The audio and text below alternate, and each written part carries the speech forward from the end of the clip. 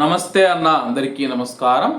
Kuwait పైన Iran చేస్తూ ఉన్న దాడులను మరొకసారి ఖండిస్తూ కువైట్ కీలక ప్రకటన చేసింది.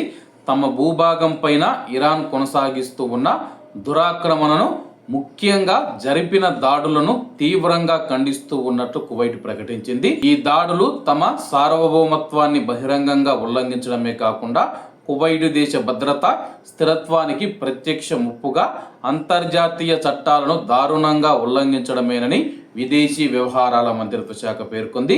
ప్రాంతీయంగా ఉద్రిక్తతలను తగ్గించే ప్రయత్నాలకు జరుగుతూ ఉన్న తరుణంలో ఇలాంటి దాడులు కొనసాగడం ఆ ప్రయత్నాలను దెబ్బతీసే ఒక వ్యవస్థీకృత ధోరణిగా కనిపిస్తుందని చెప్పి మంత్రిత్వ శాఖ నొక్కి చెప్పింది.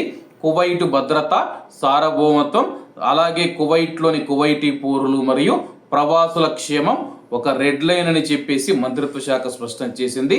తమ సార్వభౌమత్వం, భద్రత మరియు స్థిరత్వాన్ని కాపాడుకోవడానికి అవసరమైన అన్ని చర్యలు తీసుకునే హక్కు తమకు ఉందని చెప్పేసి కువైట్ పునరుద్ఘాటించింది.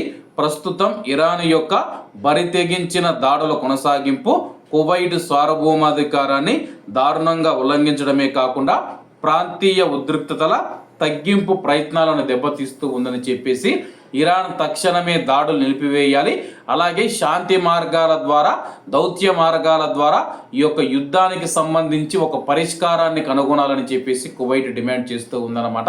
ఇప్పటికే కువైట్ విదేశీ వ్యవహారాల మంత్రిత్వ శాఖ ఎన్నోసార్లు ఇరాన్కి అయితే తమ యొక్క రిక్వెస్ట్ను పంపించింది. ఇరాన్ ఇప్పటి వరకు పట్టించుకోకుండా మీద కువైట్ మరియు ఖతార్ కావచ్చు, బెహ్రెయిన్ దేశాల మీద పదే దాడులు చేస్తూ ఉండడం, దీంతో ఆయా దేశాలను కలవరపెడుతూ ఉంది. అమెరికా కూడా ఏమాత్రం వెనక్కి తగ్గకుండా ఇరాన్ పైన దాడులు చేస్తూ ఉంది. కాబట్టి అందరూ బాగుండాలి, అందులో మనం ఉండాలి. అందరికీ నమస్తే అన్న, జై హింద్.